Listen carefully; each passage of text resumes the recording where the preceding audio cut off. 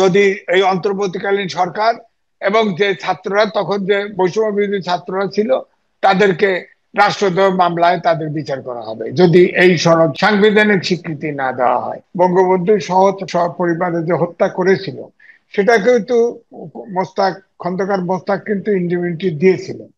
কিন্তু আওয়ামী লীগ যখন ক্ষমতায় আসে তখন কিন্তু এগুলো সব সংশোধন করে আপনার তাদের বিচার করেছে এবং জুলাই স্বাধীনতা যুদ্ধাপরাধীদের বিচারও করেছে। সুতরাং এখন ধরেন আওয়ামী লীগ যদি 5 বছর হোক 10 বছর পরে হোক এদেশে যদি ফেরে তাহলে ওই সংবিধানের লেখে তো কোনো লাভ হবে না। ঠিক আওয়ামী লীগের এই যে পালিয়ে গেছে নেতৃত্ব শেখ হাসিনা সহ, আপনি গ্রামে গঞ্জে খবর নেন, অনেকে হয়তো আত্মরক্ষার চেষ্টা করতেছে কিন্তু কেউ কিন্তু দল বদল করেনি। বিএনপি এবং সমমনা দলগুলো মাঠে নামবে এবং তখন দেশটা কোন জায়গায় যা দাঁড়াবে, কোন জায়গায় লঙ্গর গড়বে, এটা আমার কনক্লুশন। তাহলে আমাকে অ্যাস্ট্রোলজার হতে হবে। আমন্ত্রণ জানাচ্ছি প্রিয় দর্শক, মানচিত্রের নিয়মিত আয়োজন কথোপকথনে। জুলাই সনদ এবং জুলাই ঘোষণাপত্র এখন সারা দেশের মোটামুটি আলোচনার বিষয়। এই দুই বিষয়কে কেন্দ্র করে নতুন কোন রাজনৈতিক সংকট সৃষ্টি হতে যাচ্ছে কিনা সেই বিষয়ে আমরা আলোচনা করব। এই বিষয়ে আলোচনার জন্য আমাদের সঙ্গে যুক্ত রয়েছেন সিনিয়র সাংবাদিক M A Aziz. M A Aziz, আপনাকে স্বাগত জানাচ্ছি আমাদের অনুষ্ঠানে। আম, আমি আপনাকে যদি কোনো ধন্যবাদ। আমি যদি কোনো ভূমিকা ছাড়াই আপনার কাছে জানতে চাই, বিশেষ করে জুলাই ঘোষণাপত্র, এটা নিয়ে একটু আমরা আলোচনা করি প্রথমে। সেটি সাংবিধানিক স্বীকৃতি চাইছে এনসিপি, জাতীয় নাগরিক পার্টি। বিএনপি বলছে কোনো সাংবিধানিক স্বীকৃতি প্রয়োজন নেই, এটি সংবিধানের চতুর্থ তফসিলে সংযুক্ত হতে পারে। আসলে এইটিকে কেন্দ্র করে কি নতুন কোন রাজনৈতিক সংকট সৃষ্টি হতে যাচ্ছে? সরকারের পক্ষ থেকে বলা হয়েছে যে আগামী 5 আগস্ট আহ শেখ হাসিনা সরকারের পতনের বর্ষপূর্তিতে এইটি ঘোষণা করা হবে সব রাজনৈতিক দলের প্রতিনিধির উপস্থিতিতে। কিন্তু সব রাজনৈতিক দল এখন এই বিষয়ে একমত হয়েছে কিনা আমরা নিশ্চিত নই। আপনি কতটুকু জানেন বা আপনার প্রতিক্রিয়া? ধন্যবাদ আপনাকে। এখন সবাই একমত হয়েছে যে জুলাই ঘোষণাপত্র যেটা, সেটা যদি আপনার সংস্কারে একমত হয়, হ্যাঁ, জি। ঘোষণাপত্রে, তাহলে তারা সংবিধানে এটা সাংবিধানিক স্বীকৃতি দিতে রাজি। তবে শর্ত হলো যে সংবিধানের আপনার আহ, রাষ্ট্রীয় স্বীকৃতির ব্যাপারে তারা একমত, কিন্তু সংবিধানের চতুর্থ তফসিলে রাখা যাবে, সংবিধানের প্রস্তাবনায় এটা রাখা যাবে না। জি। প্রস্তাবনা মানে একদম সংবিধানের মূল জায়গা, সেখানে রাখা যাবে না। এটা একটা ঘটনা ঘটেছে, তার একটা বিবৃতি থাকা যাবে। তো সেখানে যেটা যতটুকু জানা গেছে, ধরেন একটি পত্রিকায় রিপোর্ট এসেছে, কিছু কিছু বিষয় উল্লেখ করা হয়েছে সেখানে 71 থেকে শুরু করে 90, এই যে এটাকেও স্বীকার করা হয়েছে আংশিক, পুরোপুরি না। কিন্তু আমার বক্তব্য হচ্ছে যে এই ঘোষণাপত্র, এখানে যেটা আবার জুলাই সনদ আছে, আর একটা সনদ, জি। এটা ইন্টারলিঙ্ক। সনদটা হচ্ছে মরিয়া সনদে তারা বলতে চায় সনদকে সাংবিধানিক অর্থাৎ সংবিধানে যুক্ত করতে হবে এবং এটাকে ইন্ডিপেন্ডেন্ট দিতে হবে। কারণ নইলে বলা হবে যে এই অন্তর্বর্তীকালীন সরকার এবং ছাত্ররা যারা আন্দোলন করেছে তারা রাষ্ট্রদ্রোহের কাজ করেছে, সুতরাং তাদের এটার বিচার করা যাবে না, তাদের এটা ইন্ডিপেন্ডেন্ট দিতে হবে। আমার প্রশ্ন হচ্ছে যে সংবিধানে ঢুকলেই তো আর এটা ইয়ে হয় না। ধরেন আমি বলি, কর্নেল রশিদ ফারুক তারা যে জি। গণঅভ্যুত্থানটা, যে বঙ্গবন্ধু পরিবারে যে হত্যা করেছিল, সেটা কিন্তু খন্দকার মোস্তাক কিন্তু ইন্ডিমিউনিটি দিয়েছিল। কিন্তু আওয়ামী লীগ যখন ক্ষমতায় আসে তখন কিন্তু এগুলো সব সংশোধন করে আপনার তাদের বিচার করেছে এবং জুলাই স্বাধীনতা যুদ্ধাপরাধীদের বিচারও করেছে। সুতরাং এখন ধরেন আওয়ামী লীগ যদি 5 বছর হোক 10 বছর পরে হোক এদেশে যদি ফেরে তাহলে ওই সংবিধানের লেখে তো কোনো লাভ হবে না। ধরেন ফ্রিডম ঠিক। Party, colonel Rashid Farooq freedom party করেছিল এবং তাদের কি দাপট ছিল, খেয়াল করে দেখেন। পার্টি জি। যত ছোটই হোক না কেন দাপট ছিল। তাদের হুম, একটা হুম। পত্রিকা ছিল আপনার দৈনিক মিল্লাত, সেটাও সার্কুলেশন পেয়েছিল কিন্তু সর্বোচ্চ। কিন্তু কোনোটাই এখন নাই, কোনোটাই কোনো কিছু অংশ বিশেষ নাই। সুতরাং আমার বক্তব্য হচ্ছে এখানেই আমার সমাধানের পথ আমার কাছে মনে হয় রাজনীতিকে রাজনীতি দিয়ে মোকাবেলা করা। আপনি খেয়াল করে দেখেন 17 বছর আপনার 111 সরকার সহ 17 বছর এই বিএনপি সহ বিরোধী দলের উপরে যে দমন পীড়ন নির্যাতন কেস কানেকশন গুম খুন আয়নাঘর চলেছে, কিন্তু একটি একটি কর্মীও নেতা কর্মীও কিন্তু দল বদল করে নেই। ঠিক আওয়ামী লীগের এই যে পালিয়ে গেছে নেতৃত্ব শেখ হাসিনা সহ, আপনি গ্রামে গঞ্জে খবর নেন, অনেকে হয়তো আত্মরক্ষার চেষ্টা করতেছে, কিন্তু কেউ কিন্তু দল বদল করে নেই। অর্থাৎ আওয়ামী লীগ যে সমর্থক বেজ আছে, এটা বাংলাদেশের মাটি ওভাবেই থাকবে, 5 বছর হোক 10 বছর। বিএনপি যদি 17 বছর থাকতে পারে, এরাও নাহলে 17 বছর থাকবে, তারপরে তো বিচার হবে। তো এই জন্যই বলছি এটা সমাধান না।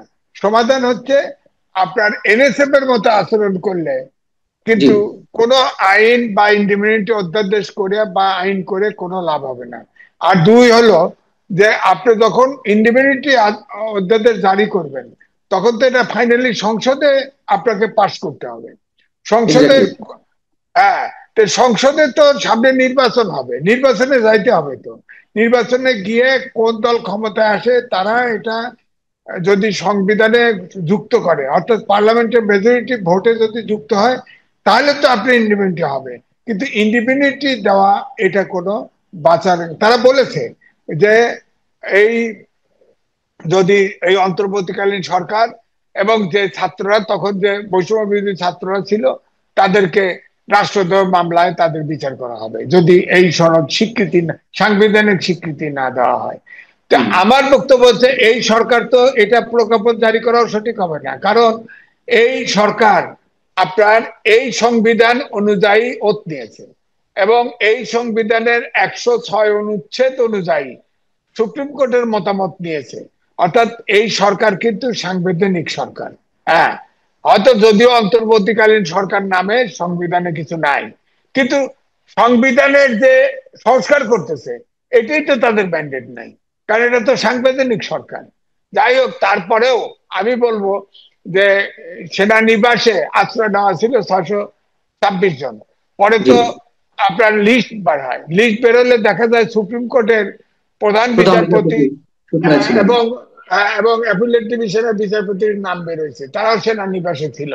তবু আমরা সেটা ধরতে গেলাম না, কারণ আমাদের রাষ্ট্রপতি তো বলেছেন যে শেখ হাসিনা পদত্যাগ করেছেন আমার কাছে, সে পালিয়ে গেছেন, এবং তিনি বলেছেন যে 106 অনুচ্ছেদে অন্তর্বর্তীকালীন সরকারকে রাষ্ট্র চালানোর বৈধতা দিয়েছে। আমরা এটা বিশ্বাস করি। আবার তিনিও তো মন্তব্য করেছেন তার কাছে কোনো পদত্যাগ পত্র নেই শেখ হাসিনার। সেটা সেটা পরে বলছে, পরে জি বলছে আমরা পদত্যাগপত্র নেই, আমরা সেই ভ্যাকুয়াম তৈরি করতে চাই না। আমার জি কথা হচ্ছে যে জায়গায় আছে যে বঙ্গভবনে এই বর্তমান সংবিধানকে সমুন্নত রাখার জন্য ওত নিয়েছে, তারা পরতে পরতে এই ওত ভঙ্গ করেছে। সংস্কার, সংবিধানের সংস্কার করা মানেই হচ্ছে ওত ভঙ্গ হওয়া। তো ওইটা যদি আপনি ধরতে চান, এই সরকার তো ওত ভঙ্গ করে ফেলাইছে, অন্তর্বর্তীকালীন সরকারের তো ওত নাই, ওত ভঙ্গ করে ফেলছে। সংস্কার কমিশন করতেছে না, সংবিধানের জি সংস্কার করতেছে না, করলে তো তাদের ওত ভঙ্গ হচ্ছে, অর্থাৎ সরকার নাই। তো ওইটা যদি ধরতে চান, ওত ভঙ্গ হলে তো সরকার থাকে না। যাই হোক, তারপরে আমি বলবো যে জুলাই সনদ এবং জুলাই ঘোষণাপত্র, আপনার জুলাই সনদে যেগুলো আছে, ধরেন এই যে ধরেন মোটামুটি ভাবে 5টা জায়গায় একমত এখনো হয় নাই। প্রধান বিচারপতি কি সিস্টেমে হবে, তিনি কি চিফ অ্যাডভাইজার হবেন ওটা তো কিনা। জুলাই সনদ, ওটা তো জুলাই সনদের কথা বলছেন আপনি, যে 5টা বিষয়ে গুরুত্বপূর্ণ 5টা বিষয়ে ঐকমত্য প্রতিষ্ঠা হয়নি। আমি একটু জুলাই ঘোষণাপত্র আগে শেষ করিনি, আমি জুলাই সনদের দিকে আসছি।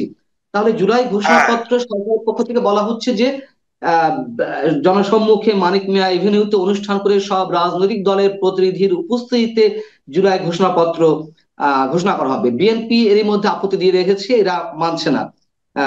জাতীয় নাগরিক পার্টি কিংবা জামাতে ইসলামী এখনো পর্যন্ত চুপ রয়েছে।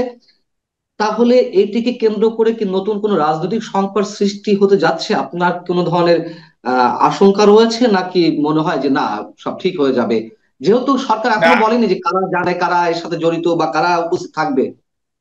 না, এনসিপি তো খুব স্ট্রিক্ট, তারা জুলাই ঘোষণাপত্র এবং ইন্ডিপেন্ডেন্টি না দিলে তারা এই সনদে স্বাক্ষর করবে না, তারা নিজেরা ঘোষণা করবে।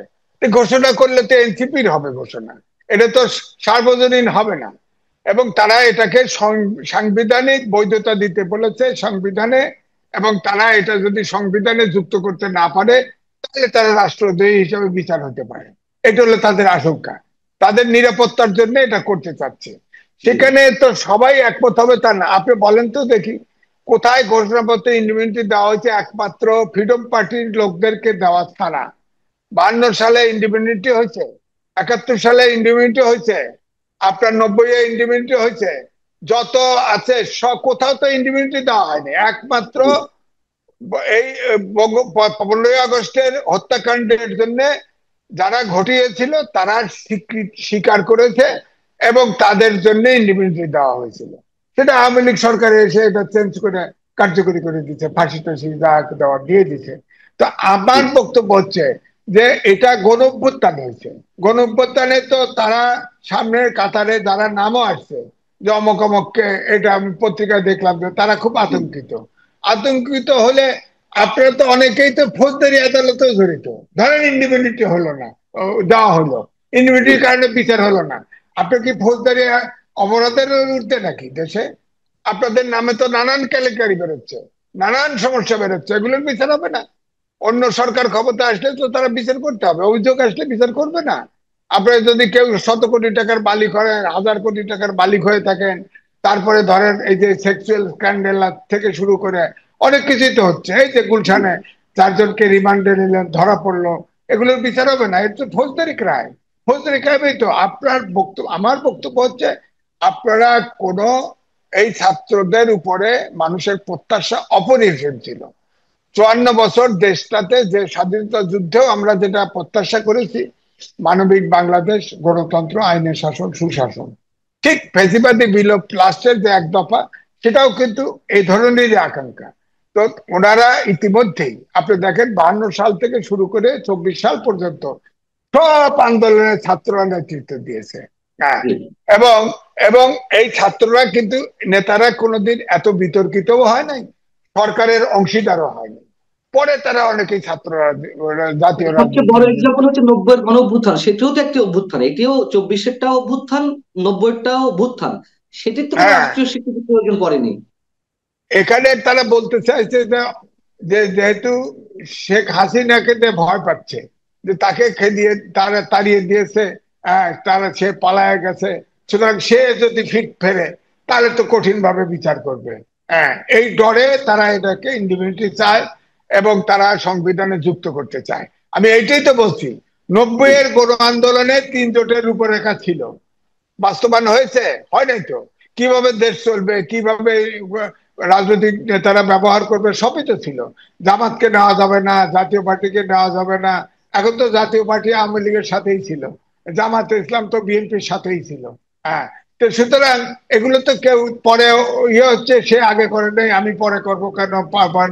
এবারেও যে সংস্কার হচ্ছে, ফাইনালি তো এগুলো সংবিধানে যুক্ত হবে এবং সংসদ এটাকে অনুমোদন করবে। এখন ধরেন সংসদ আপনার সংবিধানে যুক্ত করলো, পাশ করলো, আগামী 5 বছর যে সংসদ পরে 5 বছর সংশোধন করবে না, এমন কি কথা আছে? রাজনীতি, দেশ, পৃথিবী চলমান, সংস্কারও চলমান। সুতরাং যখন যেটা প্রয়োজন সেটা তো করবে। সব কথা, শেষ কথা হচ্ছে সংস্কার যেগুলো হচ্ছে এগুলো আপনার দেখেন, এই ঐক্যমত্য কমিশন যে তারা যে ফাইনালি যেগুলো এজেন্ডাভুক্ত করে, সেখানে অনেক কিছু ছিল না। জুলাই সনদ বা জুলাই ঘোষণাপত্র হবে এটা বলা ছিল, যেমন পিআর সিস্টেম ছিল না। এটা অদ্ভুত আকারে কয়েকটা দল ঐক্যমত কমিশনের বৈঠক থেকে গিয়ে মাঠে গিয়ে আনুপাতিক নির্বাচনে না দিলে আমরা নির্বাচনে যাব না আলটিমেটাম দিয়ে দিল। তাহলে কি এরা ঐক্য চায়? এরা হচ্ছে সামনে নির্বাচন হবে, নির্বাচনে তাদের অবস্থান কতটুকু সংহত করা যায়। তাহলে আপনি বলেন, এই পিআর সিস্টেম যদি যতক্ষণ পর্যন্ত জাতীয় ইস্যুতে এবং গণতান্ত্রিক চর্চায় যদি রাজনীতিবিদরা অনুগত না হয়, তাহলে তো পিআর সিস্টেম হলে তো সরকার পতন ঘটবে, সরকার স্থিরতা থাকবে না, দেশটা তো বিপদগামী হবে। এটা নিয়ে তো জটিলতা রয়েছে, আরো বেশ কয়েকটি বিষয়ে এখনো মতানৈক্যতা রয়ে গেছে। আপনি যে 5টি বিষয়ের কথা উল্লেখ করছেন, কিন্তু মূল যে সংকট এখানে এসে দাঁড়িয়েছে সেই সাংবিধানিক প্রশ্নে, মানে এটি আইনগত ভিত্তি চাচ্ছে। যেই না সংস্কারগুলোতে ঐকমত্যে পৌঁছানো হচ্ছে জামায়াতে ইসলাম এবং এনসিপি, আইনগত ভিত্তি চাচ্ছে যে আইন দ্বারা এটি সীমাবদ্ধ করা হবে, যাতে যেই আসুক করতে বাধ্য। বিএনপি বলছে এটা তো যে সরকার আসবে তার উপর নির্ভর করবে এবং আমরা করব, তারা মৌখিক প্রতিশ্রুতি দিচ্ছে। আহ তার মানে কি এখানেও আমরা কোনো সমাধান খুব না সহজটা পাচ্ছি না? না না, বিএনপি রাখতে চাইছে, কিন্তু চতুর্থ ইয়েতে, চতুর্থ আপনার পর্যায়ে রাখতে চাইছে, ওটা তো সংবিধানের ঘোষণাপত্র, মুখপাত্র রাখবে না, ওটা তো ঘোষণাপত্রে। সম্ভব না, ওটা তো একটা ঘোষণাপত্র। আমি জাতীয় সনদের কথা বলছি, জুলাই সনদের জাতীয় কথা বলছি, জুলাই যেসব সনদ, জায়গায় সমস্যা করা হবে। জুলাই সনদে যেটা অলরেডি ড্রাফট করে পাঠানো হয়েছিল সব দলকে, হুম, সেখানে বিএনপি বলছিল, আমি আমার কাছেও একটা কপি আসছিল, জি। দেখছিলাম যে সেটা ইনোসেন্ট, সমস্যা নেই। বিএনপি সেটাতে এগ্রি করেছিল, যেটা মানতে আপত্তি নেই। এখন আবার জুলাই সনদে প্যাঁচ লাগাচ্ছে, এটা দিতে হবে, এটা করতে হবে, ওটা করতে হবে। এখন তো প্যাঁচ লাগছে। এখন জুলাই সনদে আপনার, আপনি যখন মিটি মিটি করে 71 দেখাবেন, আর 74-24-কে বড় করে দেখাবেন, আর পৃথিবীর ভিতরে একটা জাতি ভাষার জন্য জীবন দিছে, সেটারও কোনো উল্লেখ থাকবে না। 47 সাল নিয়ে আসবেন টেনে, যে 47 সালে আমি ঘোরতর বিরুদ্ধে, যে জিন্নাত সে তার অংশ বুঝে নিয়ে গেছে, হুম, আমরা হুম, আমরা আমরা ক্ষতিগ্রস্ত হয়েছি। ওটা তো যুদ্ধ ছিল না, অভ্যুত্থানও ছিল না, ওটা বৈঠকে বসে সমাধান হয়েছে। 47 সাল তো আমাদের কোনো ইতিহাসের অংশ না। এখন আমরা দ্বিজাতি তত্ত্বের ভিত্তিতে পাকিস্তান এবং ভারত তৈরি হয়েছিল, এটা তো আমাদের ইতিহাসের খুব একটা অংশ না। আমাদের ইতিহাসের মূল অংশ হলো 52 সাল থেকে। 52 সাল থেকে সবটাকে যেভাবে গুরুত্ব, ধরেন স্বাধীনতা যুদ্ধ যদি বলেন, এটার সাথে আর বাংলাদেশে এ পর্যন্ত কোন অভ্যুত্থান, কোন আন্দোলন, কোন যুদ্ধ এই পর্যায়ে আছে বলেন আপনি? এই জন্য আমি বলছি যে জুলাই সনদ করুক, কিন্তু সবটাকে কিন্তু প্রকৃতভাবে মর্যাদায় দিতে হবে। তাতে যদি বিএনপি যদি স্বীকারও করে 71-এর মুক্তিযুদ্ধকে যদি ছোট করে দেখানো হয়, আমরা অন্তত মানব না, কোনো অবস্থাতে কেউ মানব না। কারণ এই যে 30টা দল বসে, মনে হয় যেন জাতির মালিক তারা। আরে দেশের জাতির মালিক হলো জনগণ, এ দেশের মালিক জনগণ, এটা রাজনৈতিক দলের মাথায় রাখতে হবে। যেটা জনগণ চায় না, জনগণ যেটা চায় না সেটা তাদের করা উচিত হবে না, তাহলে এটা গিলোটিন হবে। কিন্তু এটা একবার না একবার এটার কিন্তু প্রতিবাদের ঝড় উঠবেই। হ্যাঁ, সুতরাং আমি মনে করি, হ্যাঁ সনদ হবে, সব ইস্যুকে সমাধান রেকর্ড রেকর্ডে আনতে হবে, এবং যেটা যে গুরুত্ব পাওয়া যায়। আমি মনে করি, পরিষ্কার ভাবে মনে করি, 52 সাল। তাহলে আমি যদি কনক্লুশনে একটা জিনিস আপনার কাছ থেকে যদি পেতে চাই, মানে আপনার মন্তব্য, তাহলে সংকট রয়ে যাচ্ছে বিশেষ করে 5 আগস্ট ঘোষণাপত্র উপস্থাপনকে কেন্দ্র করে এবং জাতীয় সনদের যে আইনগত ভিত্তি থাকা না থাকা যে দাবি করা হচ্ছে, মানে দুটোই কি আনসার্টেন, যে কোথায় যাচ্ছে আমরা জানি না। এই এই পর্যন্ত আনসার্টেন, এই পর্যন্ত। তবে যেটা জনশ্রুতি আছে, 5 তারিখে, 5ই আগস্টে যেহেতু পরিবর্তন হয়েছিল, প্রধান উপদেষ্টা 5 তারিখে একটা ভাষণ দিতে পারে। সেখানে যদি নির্বাচনের রোড ম্যাপ দেয়, হয়তো অনেক কিছু ছাড় দিবে। কিন্তু আমার মনে হয় ইলেকশনটা তখন যে ডেট দিবে, হয়তো ফেব্রুয়ারিতে ইলেকশন হলেও হতে পারে, এটা 5 তারিখে বোঝা যাবে। আবার এও হতে পারে, যেহেতু ডক্টর মোহাম্মদ ইউনূস একমাত্র সরকার প্রধান, যে কথা বলে না, কথা পরিষ্কার করে না, যা বলে তবে কিন্তু দিয়ে বলে। সুতরাং 5 তারিখে যদি তবে কিন্তু দিয়ে বলে, তাহলে এই সংকট দূরীভূত হবে না, এবং বিএনপিও দূরীভূত মাঠে হবে না, নামবে। কিন্তু দূরীভূত হলো না, কিন্তু সংকট কতটা গভীরে নিমজ্জিত হবে কি মনে হয় আপনার? খুব জটিল, খুবই জটিল হবে। তখন বিএনপি এবং সমমনা দলগুলো মাঠে নামবে, এবং তখন দেশটা কোন জায়গায় যা দাঁড়াবে, কোন জায়গায় লঙ্গর গড়বে, এটা আমার কনক্লুশন। তাহলে আমাকে অ্যাস্ট্রোলজার হতে হবে। ডক্টর মোহাম্মদ ইউনূস যদি বিদায়ের, আমার মনে হয় বিদায়ের এটি উপযুক্ত সময়, যদি উনি শান্তিপূর্ণভাবে বিদায় নিতে চান, সম্মান বাঁচিয়ে বিদায় নিতে চান, তিনি আন্তর্জাতিক খ্যাতি সম্পন্ন, এই 5 তারিখেই তিনি ইলেকশনের ঘোষণা দিয়ে দিবেন। আর না হলে তিনিও কিন্তু সম্মান নিয়ে যেতে পারবেন বলে মনে হয় না, এবং এই দেশও গভীর সংকটে পড়বে, এটা আমার ধারণা। অনেক ধন্যবাদ। সেই আশঙ্কায় আমাদের প্রত্যেকের আপনি যা বললেন, প্রতিটি সাধারণ মানুষের যেই ভাবনা কিংবা আশঙ্কা, সেটি আপনি প্রতিধ্বনি করলেন। অনেক ধন্যবাদ আপনাকে আমাদের সঙ্গে যুক্ত থাকার জন্য। দর্শক, শেষ করছি। ভালো থাকুন, ভালো কিছু হোক অন্তত আগামী দিনগুলোতে, আমরা সেটাই প্রত্যাশা করছি। আল্লাহ হাফেজ।